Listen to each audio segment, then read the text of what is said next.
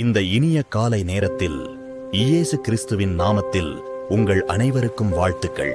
இன்று கர்த்தர் உங்களுக்காக வைத்திருக்கும் ஆசீர்வாதங்களை நினைத்து பாருங்கள். கர்த்தர் உனக்கு தமது நல்ல பொக்கிஷசாலையாகிய வானத்தை திறப்பார். உபாகமம் 28:12. இது ஒரு சாதாரண வாக்குத்தத்தம் அல்ல. இது தேவனுடைய இதயத்திலிருந்து வரும் உறுதி. நம் வாழ்க்கையில் சில நேரங்களில் கதவுகள் மூடப்படலாம், வாய்ப்புகள் தாமதமாகலாம். ஆனால் வானத்தின் கதவை திறப்பவர் கர்த்தர். மனிதர் திறக்க முடியாத கதவுகளை கர்த்தர் ஒரு கணத்தில் திறக்க முடியும். இன்று நீ எதிர்பார்த்த ஆசீர்வாதம் வராமல் இருந்தாலும் தேவன் உனக்காக சரியான நேரத்தை வைத்திருக்கிறார். அவர் திறக்கும் கதவு நிறைவான ஆசீர்வாதத்தை கொண்டு வரும். அவர் திறக்கும் வானம் உன் தேவைகளை கடந்து நிரப்பும்.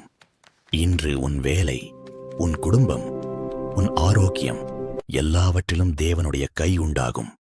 நீ செய்த உழைப்பை அவர் வீணாக்க மாட்டார். நீ விதைத்ததை அவர் ஆசீர்வதிப்பார். இன்று இந்த வசனத்தை மனதில் வைத்து நம்பிக்கையோடு சொல்லுங்கள்.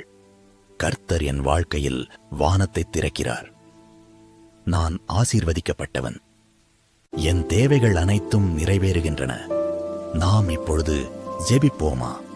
அன்பான பரலோகப் பிதாவே, இந்த புதிய நாளுக்காக உமக்கு நன்றி செலுத்துகிறேன். உம்முடைய நல்ல பொக்கிஷசாலையை திறந்து என் வாழ்க்கையை ஆசீர்வதிக்கும்படி கேட்டுக்கொள்கிறேன். என் முயற்சிகளை நீர் வளப்படுத்தும். என் வாழ்க்கையில் புதிய வாய்ப்புகளை திறக்கும். என் தேவைகள் அனைத்தையும் நிரப்பும் தேவனே, நான் உம்மை நம்புகிறேன். இன்று என் வாழ்க்கையில் உம்முடைய கிருபையும் சமாதானமும் நிறைந்திருக்கட்டும். இயேசுவின் நாமத்தில் ஜெபிக்கிறேன். ஆமேன்.